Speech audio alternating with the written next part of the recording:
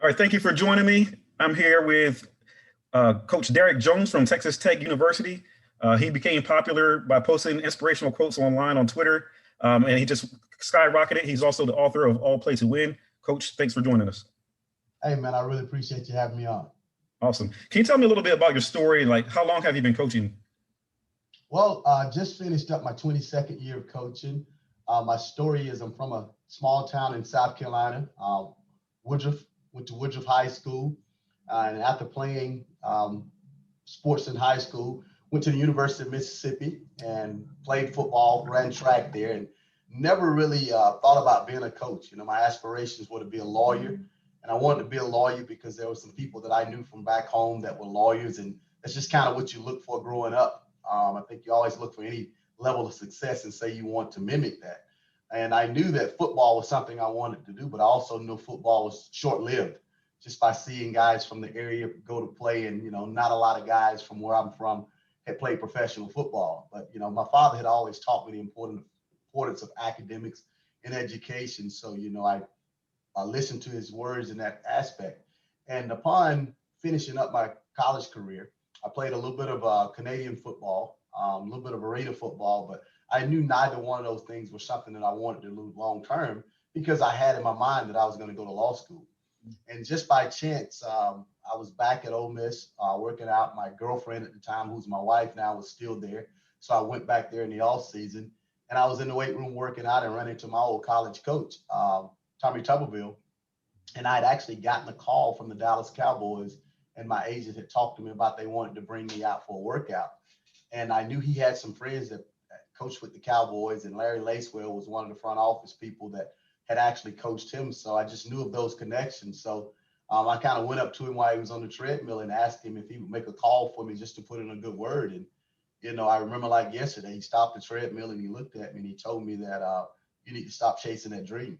And he went on to explain to me kind of how what I know now is OTAs work out. They just bring people in and, you know, 1 in a million gets a shot to do it, but they actually bringing in people to be able to get through practice. And, you know, I was actually insulted when he told me that at that moment because I'd had a good career. And, you know, my thought process was, you know, I was a captain for you and I was a good player for you, but I credit him now for being honest with me. And, you know, he went on to say that, you know, he thought that I would make a good coach and that he had a graduate assistant coaching position coming available, and it was mine if I wanted it. And he told me the reasons he thought I would be a good coach is because of my communication skills, the type of captain I was, my involvement in recruiting when they would bring kids in on official visits. I always wanted to be a host and them being able to lean on me to ask about people's character, personalities, and had a really good relationship with a lot of guys on that staff. And he told me just to think about it for a little while and let him know pretty quickly because he told me the profession was very hard to break into,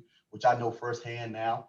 And I went and thought about it and came back and told him. And, you know, the rest is kind of history. You know, Coach Tuberville went on to leave shortly thereafter. But because I had gotten my foot in the door and an athletic director who I knew very well, knew of my intentions when they hired Coach David Cutcliffe, he kept me on as a graduate assistant. And I worked with Coach David Cutcliffe for 14 years of my career. Wow. And I learned a lot from him. So that's kind of my background in coaching and how I got into coaching. That's awesome. That's we got similar stories. I'm not nowhere near accomplished as you are, but we kind of got started, you know, similar reasons. Like I'm from a small town also, and I saw guys not making it, you know, not even getting the college opportunities, and I decided I wanted to do something about that to help guys from our area just at least get to the next level. So that's why I got started doing what I was doing. Your book, All Play to Win. Like I've been watching you from afar for a long time, and you posted a lot of inspirational messages on Twitter. I think it changed a lot of people's lives just by posting every day something positive. And now you see your own memes and all kinds of things. Like, tell me, what was the reason you started to do that, and where did you come up with those quotes? Well, to be honest with you, you know, the quote started back in 2009, I think, when I was at Duke University Mhm. on Facebook. And, you know, there was no Twitter at that time. And what I was trying to do was just, my mother had always talked to me about using my platform to minister. And my mother always taught me that, you know, all pastors aren't in the pulpit because all people who need to hear words aren't in the church. And she explained to me when I became a coach that the platform I had and the ability I had to be able to reach people was much broader than just people going to church on a Sunday. And she was like, you know, what God is giving you are words that not necessarily coming from the Bible, but they're things that people need to hear. And what I wanted to do was to be able to use social media, which at the time was only Facebook, to be able to sell myself, to be able to sell Duke University, to be able to sell our football program. Because when we got to Duke, they had only won, I think, 10 games in 8 years. Mm-hmm. We didn't have a whole lot of things to sell. So I was trying to find something that I could use that was revolutionary. There were not a lot of coaches at that point in time using social media. And you said it, you know, I just figured if I could be consistent at something, then that would enable me to be able to sell myself as a coach, myself as a person, myself as a husband, myself as a father, because you can reach an awful lot of people with social media that you don't talk to. And I knew that mothers, fathers, high school coaches, ministers, whoever was helping these young men to make these decisions could just go on your Facebook page and see who you were. And if you're consistent, then that lets you know. And I just always took pride in being able to speak on social media, just like I speak to my players, just like I speak to my daughters, just like I speak to my wife. So in answering your question, where do you come up with these quotes? It's just me. I mean, if you come sit in one of my meetings, my players will tell you that's just a snippet of what they get. My daughters will tell you it's a snippet of what they get. My wife will tell you it's a snippet of what she gets. And you know, when you first started on Twitter, you could only put it into 140 characters. So I had to narrow it down to be able to say a lot. But, you know, after listening to a lot of people talk about how what I thought was just a recruiting tool was affecting their lives and how positive um, a lot of the quotes were. And when you start to get people to reach out to you and say, Coach, would you put up a quote about this today? Or could you come up with a quote about that today? I'm trying to get my son to understand. Or, Coach, I'm teaching this class and I want them to understand, you know, the importance of not putting certain things on social media. And it just started coming from everywhere. So after a while, you know, it kind of came like an obligation. But most importantly, you know, I was at Duke for 12 years and being able to stay consistent in putting up material, our logo was out there every day. My brand was out there every day. And the book was not anything that I ever sit down and said, I'm going to write a book. Actually, one of my classmates that I've known all of my life from back in South Carolina told me I needed to write a book. And I told her, I was like, you must not know what I do for a living. I don't have time to sit down and write a book. And she was like, you don't have to sit down and write a book. You've already written plenty. I just want the rights to be able to put this stuff together and to do it. And she put the book together and put the whole team together to do it. And it was revolutionary for us because what we were able to do with the first AP2W book, we were able to take all those proceeds and start a company and a foundation. And now we currently support 9 college students financially through those proceeds and my speaking engagements through that. Nice. And that's really what it's been about. And it's God's way of using me. And it's my way of being able to give back from the blessings that I've had. And it doesn't interfere necessarily with my salary. My wife can still budget what I make and we can still put our kids through college. But, you know, every time I go speak somewhere and I get paid from it, or every time somebody purchases books, you know, we're helping some young lady to get her hair done or to get a tire put on her car, because we both understand as husband and wife how difficult it is to get through college. And you have a lot of unexpected expenses. And that's just the beautiful part about the whole thing. So I wish I could sit here and say I sat down one day and said I was going to do that, but there was a lot of people involved. But the beautiful part about it, you know, because I've been doing this for so long now on 2 social media platforms, we've got enough material for probably 10, 15 more books. Wow. And we plan to get those out, and we plan to continue to do the things we've done with the first AP2W book. Awesome. I didn't even know you had a second one. I knew about the first one. So where can we find these books? Well, the second one was more of a planner Okay. that we did last year. And the plan is to put out another book this summer or the fall. You know, the pandemic kind of put a stall on everything that we were planning on doing. So with everything opening back up, people being able to get back together in person and put their heads together. But again, I can't take credit for that. They just kind of tell me what they're doing and I just kind of say, okay. But ap2w.com is my personal website. You can order the book from there. And the book is also on amazon.com. Awesome. And the planner is on there also? Yes. And if people wanted to hire you for speaking engagements, they can reach you at the same spot. They can reach me at the same spot, but speaking engagements are a little harder because we don't get a lot of free time in coaching. Hey, It's that's right. crazy. I do get a lot of requests from random people because social media gives you a broad audience, and I've Mhm. got people from all over the world. And Wow. it's amazing how I get people from Oregon, Wisconsin, Maine ask me, can I come speak at a convention, or Napa Auto Parts? And I'm like, I don't have a week to be able to go anywhere and do anything because Yeah. I don't think people realize the hours we work. And, they know you coach football, but they don't understand recruiting. They don't understand spring. They don't understand the off season. So I think when I retire, that's what I want to do full time, to be able to do that. I have my kids through school by then, but, really, there are a lot of people that don't play college football that I'd like to touch. I'd like to be able to go in neighborhoods. I'd like to be able to go into boys and girls clubs. I'd like to be able to do anything I can do to inspire someone young to fulfill their potential. And I think that's kind of my destiny. So I'm actually looking forward to those days. That's awesome. I mean, you already got the seeds planted, so when the time comes, I mean, it's right there. But that's kind of what I want to get into a little bit. You talked about the time that you spend. A lot of parents, and this is what this is for, it's for the parents and the student athletes to understand a little bit more about recruiting, because there's a lot of assumptions about it. And there's some people that think that, oh, you just got to be good and the coaches will come find you, right? That's like the biggest one that I hate to hear. Talk a little bit about the process, like how much time it takes to, well, before we even do that, let's talk about how somebody gets your attention, number one. Like, how does a player get your attention where you want to even look at them to recruit them? Well, on our level, we have an entire office, and Mm-hmm. their job is to search social media. Their job is to deal with recruiting services, to deal with high school coaches, to find out, where prospects are. And probably one of the first things we do is we go to their social media page, or we go, if they don't have a social media page, we go to um, an area where we can find a profile and watch a highlight film. That's the first thing we're going to do because we want to know the talent level. But that's a very small snippet of what we see because we realize anybody can put a good highlight film together. Mm-hmm. And then from an evaluation standpoint, we're going to go watch game film Mm-hmm. because we want to know how people play when they don't have the ball. We want to know how guys act when they're behind. We want to know how guys act if a penalty gets thrown on them. There's so much stuff we look at because this is our livelihood. These are our jobs. And this is a huge investment that you're making. But more than anything, there's competition. There's a lot of guys out there for very minimal spots on any level when it comes to scholarships. So as crazy as it may sound, oftentimes people are trying to find reasons to weed you out when the talent level is similar.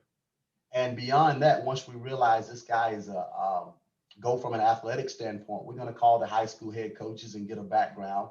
But more than that, when we get a chance to go into these schools, we're going to talk to the guy in the parking lot that's directing traffic. We're going to talk to the women in the cafeteria because oftentimes those women are from the town and they may know your mom, dad. We're going to talk to somebody that don't have anything invested, the random custodian that we see. And we're trying to find out how many of the same references match up compared to other people. Because like I said, most of the time you don't have a lot of slots. We check attendance reports.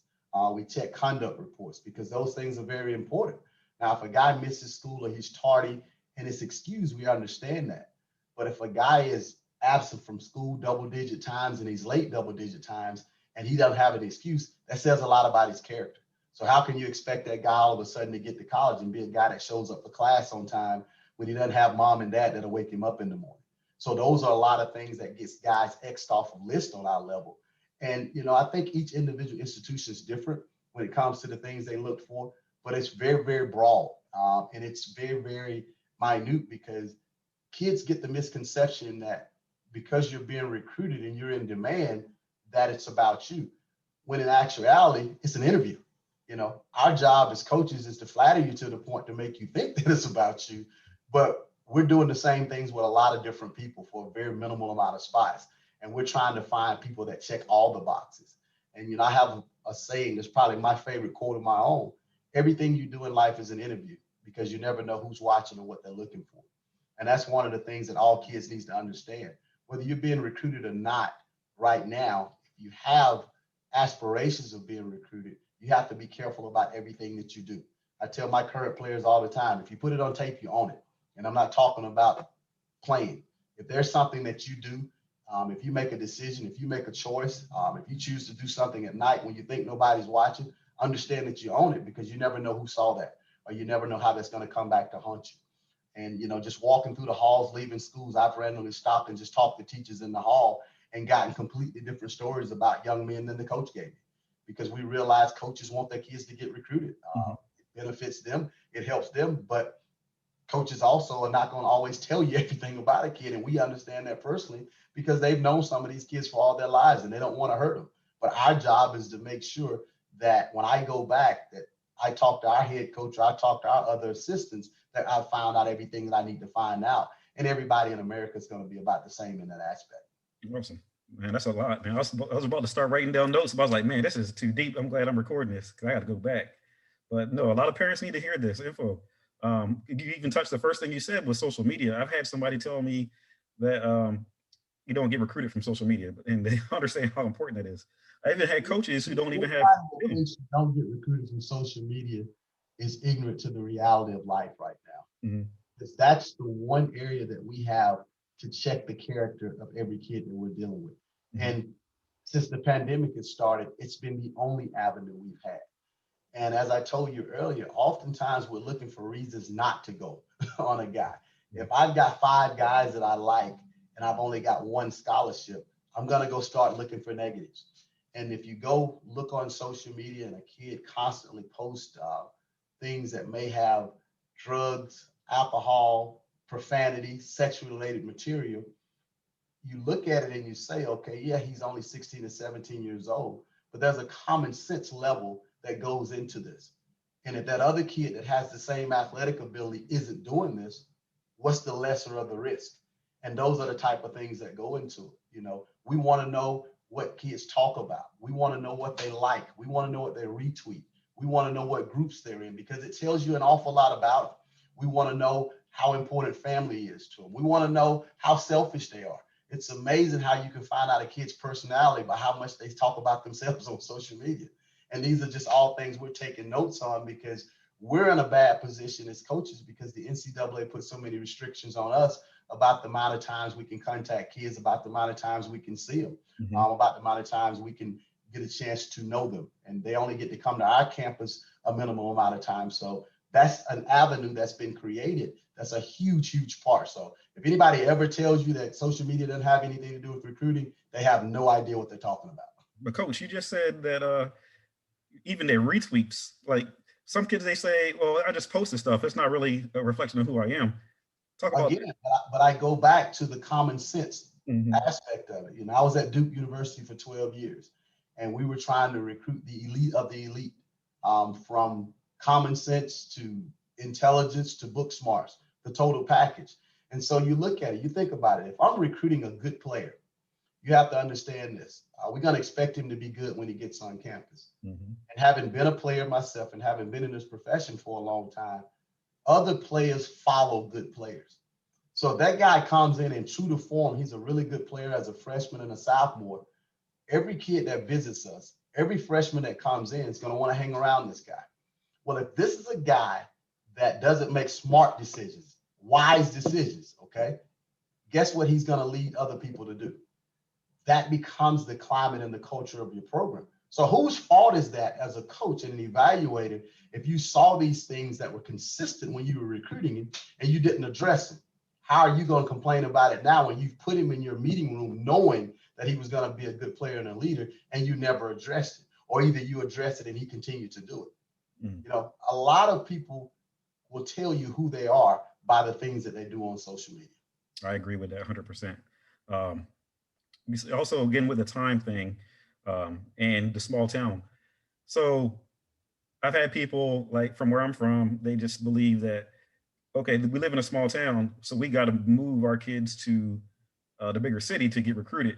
And I've also had a coach tell me that they only have a certain parameter that's near an airport for where they recruit. So can you tell me a little bit about how can a player from a small town get an opportunity to go to a big school like yours? Coaching is a huge fraternity. And it's a fraternity of people being honest with one another. Say, for instance, I've recruited South Florida for many years. And the end of May in South Florida is the who's who of coaching. Every school in America is probably represented down there because in Florida, they play spring games and jamborees against each other. And it's as good of evaluation as you're going to get in America by seeing guys actually play. And there's a lot of talent down there. Mm-hmm. And one of the things that you come to realize, all of us stay at the same hotels. All of us are going to see the same players. But what people don't realize, at nighttime, we're together. We hang out, we're friends, and we talk about kids that we've seen. We share information about kids we know about. Well, talk to me about the top 3 or 4 corners on your board. Well, there's a kid of a small town in Delaware that's really good. You heard of him? Yeah, I heard about that guy. So there aren't many secrets. Now let's fast forward to the era of social media, which we're in now. There are no secrets. We all piggyback. You know, every kid that gets an offer, what's the first thing he's going to do? He's going to tweet it out. He's going to put it on Instagram. So we're going to see it. We have an entire department of people. That's what they look for. And we look to see other schools because coaches are going to want to rub that kid's ego by retweeting what he put up. So there's not a lot of secrets. And, you know, within our department, we're going to touch base with about every school in Texas at some point or another, whether they got players or not, just to say hello. I mean, that's just things that we do. So, you know, I think a lot of people get caught up in, you know, moving their kids and doing different things. And I'm not going to talk against any of that because I do think that certain schools are recruited heavily than others. I do think parents understand that if a school hasn't had a guy recruited in 10 years and the school across town has had 10 per year, that may be a better vibe. But most of the time when we land somewhere or we go somewhere, the first thing we're going to say to these coaches is there anybody else around here we need to see? Yeah. You know, and those coaches are always honest. You know, there's one kid over at the private school or whatever you need to go see. So very rarely do you see guys get left out. Okay. You know, I think you see guys that may go to a lower level in some cases, but they thrive where they are. It's almost like saying that, you know, the NFL doesn't draft or take the right guys. There's a lot of good college players, but they're very, very minimal ones that make the NFL. But very rarely do you see a guy sitting around for a year or two and all of a sudden he makes it in the NFL. So they do a pretty good job of what they're doing, just like we do on this level. But, you know, I'm one of those people that believe in be where your feet are, do the best job where you are, and we'll find you. We'll find you. Somebody else may find you first, and we may find you because they find you. But there aren't many secrets in America when it comes to college football. Okay, cool. So if a player wants to make it to college and he is from a small town, you just tell him just to play. Yeah, just play and be smart about using the resources. Every school is going to have camps. You've got the ability.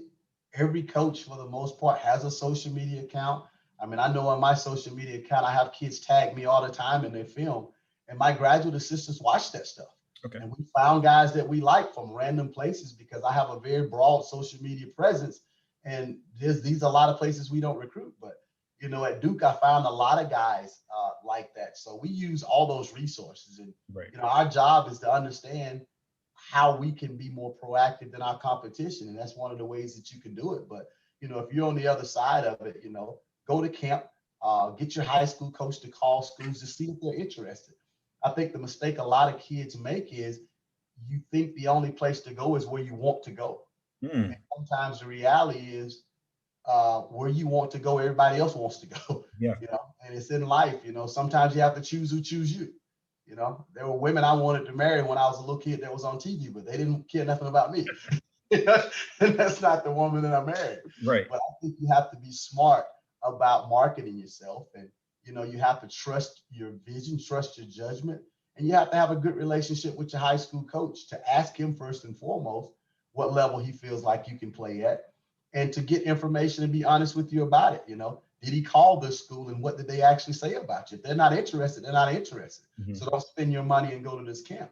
Yes. You know, you've got a lot of guys camp list, and it's 5 schools that are in the top 10 in America, and none of these schools have been by your school or ever reached out to you. You've tried to reach out to them, they hadn't responded to you. Well, why would you go to these camps? You know, and it may not be because you're not good enough.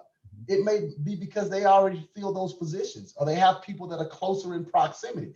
There's a lot of reasons we do what we do, but we don't put it out there for everybody to know. Right. So sometimes you just got to pay attention to the signs that you're getting.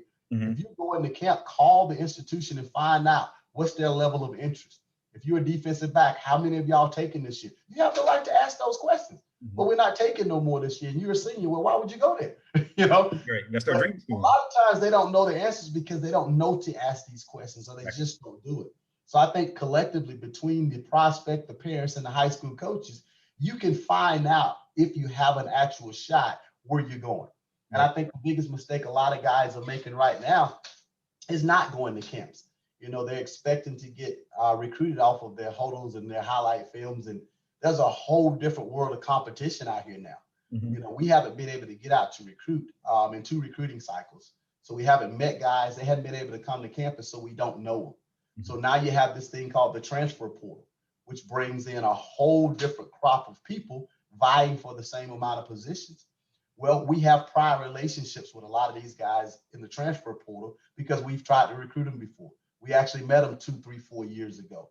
We have buddies that have actually coached them at these institutions that we trust their judgment. So there's a lot of things that go into play right now. And you have high school guys say, well, I'm not going to go to camp because I already have 3 or 4 offers.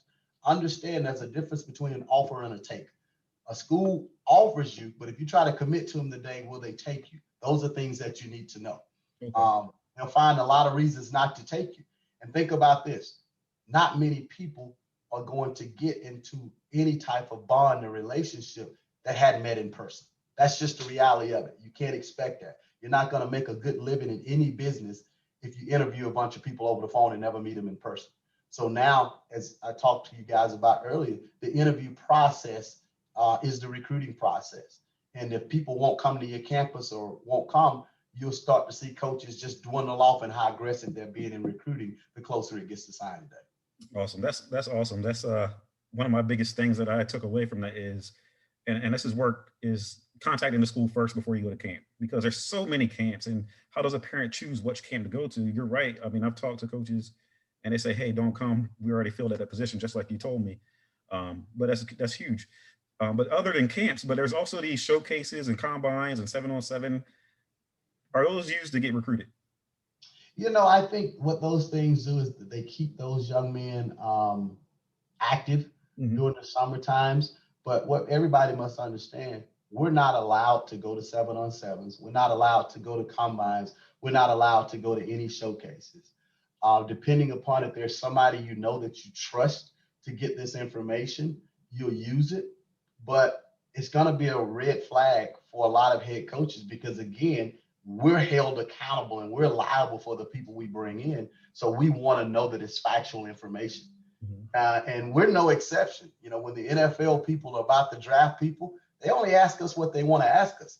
They don't come in and just take our word on everything that we say. They do their own homework. And we don't get upset from the college level because we understand that. You know, if all they did was call me and say, should I draft your guy? And that guy doesn't pan out, then that's their job. So everybody has to go through a process. And I tell people all the time, if you expect to get a job, you're going to have to interview for it in most cases. So if you're expecting to get signed, you're going to have to interview for it. So when you talk about those combines and things, those things are good. Those numbers may get our attention, but it's not going to be something that we just base everything on. And we also realize that, you know, these combines make money. They want to attract people. So there's not going to be a lot of bad performances. It's just human nature. You know, I think 7-on-7s are great. I know a lot of guys that run those things. I think it's good to keep the kids off the street, to keep them active. I think it does do a lot to showcase them. But again, we can't see those things in person. And very rarely do we even have access to see film on those things. So you can do those things to get better. You can do those things to help yourself or whatever. But even still, you have to allow college coaches who are making actual decisions on you to see you.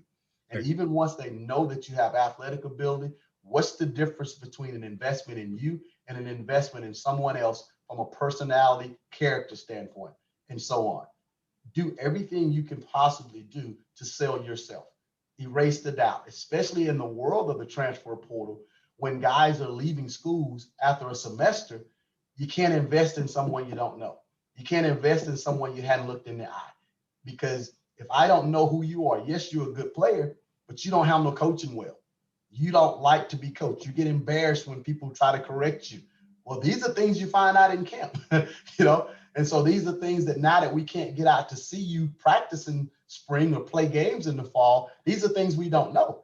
So coaches are going to be a little bit more apprehensive about making these decisions if you don't do something to allow them to see that you're not that person.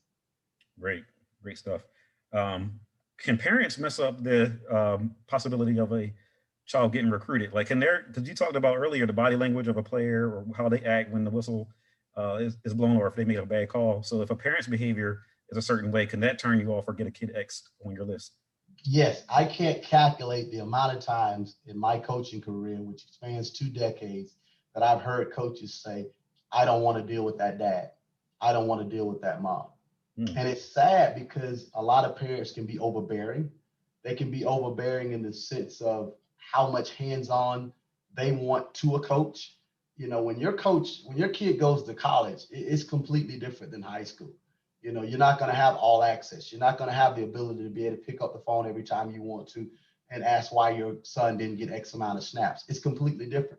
Think about this. What NFL player have you ever heard had a mother or a father call the head coach, the general manager, and say, why you cut my son? You know, that's just the reality. It's the profession that goes into it that I don't think a lot of parents see. And I think just by being overbearing, being too involved in the recruiting process, trying to oversell, it sends a bad vibe in some cases. But in some cases, it's as simple as you're doing this and the parent of the kid who's just as good as your son's not doing this. What's the lesser of the evils that you want to deal with? So I think what parents have to understand is this is a step up when you get to college.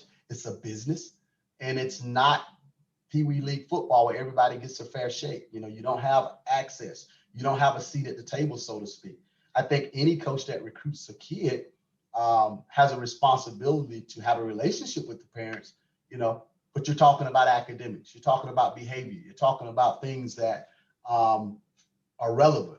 We're not talking about playing time. We're not talking about your displeasure at the phone call you got from your son, or he's not doing something. There's two sides to every story. Hmm. But in college football, only the coach's stories really matter when it comes to that. And I'm not saying that from my standpoint. I'm saying that from the standpoint of being a former college player. I couldn't imagine, you know, my parents even thinking about picking up the phone to call one of my coaches to ask anything about why I'm not playing or that I'm disgruntled. You know, you have to allow your kids to grow up.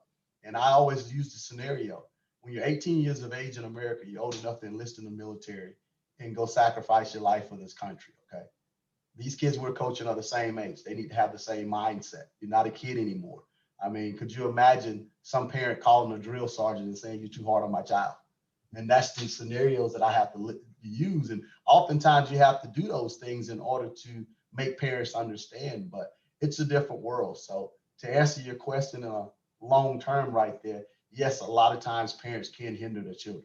Gotcha, gotcha. Yeah, I've had a couple of kids, not just one. On more than one occasion, they thought they were super talented in high school, and they get to college and they do the bare minimum, and wonder why they're not playing. So, I've had that on a couple of occasions. Well, Um, and the other thing is, you know, parents don't see a lot of the things that we see. And oftentimes they turn a blind eye or they just don't know what we're looking for. And there's such things as laziness, there's such things as bad attitudes, and there's such things as somebody else just having more of a want to than your yes, child. These yes. are all the things that we judge. Yes, he's talented, but he's lazy. Yes, he's talented, but he's a kid we have to get up every morning to make him go to class. Mm, We have to make sure that he goes to study hall and stays in there and he's not on his phone. There's so much that we deal with that we don't tell parents because it's our job. mm, But reliability is reliability. yeah, And there's a lot of things that they're in competition with when they get to these levels that parents don't see and they don't want to see, you know, in some cases. So all those things have to be taken into account. I got you. That's one thing I like to tell my players is, are you an asset or are you a liability? Because it costs a lot of money to go to college, and you guys are putting forth that money and putting forth your livelihood, depending on that player's performance. Exactly. Before I let you go, I wanted to see if you could inspire some kids out there who are watching, um, give them a word of encouragement on the recruiting process because it's hard. They got to take the right classes, they got to study. I mean, there's so many distractions in the world right now. if there's a kid who really wants it, but doesn't know if he's doing the right thing or what to do, what would you say to him? The one thing I would say, regardless of what you're trying to do in life, is always practice for what you may one day become. And none of us know what we may become, but you're in competition every day of your life, regardless of what you do. And if you're average, if you're below average, you're below the curve. I think if you settle for being average in any aspect, whether that's academics, whether that's on the field, you must be realistic and understanding that you're going to be at the bottom of the food chain when it comes to other people that have a hunger and a desire and a grit to achieve those things. And you have to be a person that stands out. And when I say stand out, I don't mean standing out by talking or demanding attention. You have to be a person that stand out by your habits. You have to be a person that stand out by your grades. You have to be a person that stand out by your work ethic. And you have to be a person that others talk about and suggest and reference when people ask them questions about what they're looking for. Because oftentimes people get opportunities because people say, this is what I'm looking for. And if your qualities match that, that's when that coach, that's when that principal, that's when that counselor will suggest you to us, will suggest you to a college that's looking to give a scholarship or an organization that's looking to give a scholarship. And those things continue on the college front. I had a couple of guys from different institutions get drafted just recently. And most of the phone calls that I received from the NFL wasn't about can he play. They know he can play, but they wanted to know the character. They wanted to know that separated him. They wanted to know how he responded to adversity. They wanted to know how he carried and conducted himself in a classroom setting. How many lists did he show up on, when he was in college, when I was coaching him for not doing the right things. It's so much people want to know. And I think probably the best way to word it in a short phrase is always strive to excel at the things that take no talent. I appreciate it, Coach. One more time, give me your website. Website is ap2w.com. Awesome. I appreciate your time, Coach. Thanks for joining us. I'm glad you took the time to out of your day with your busy schedule and tell the wife I apologize. It's all good.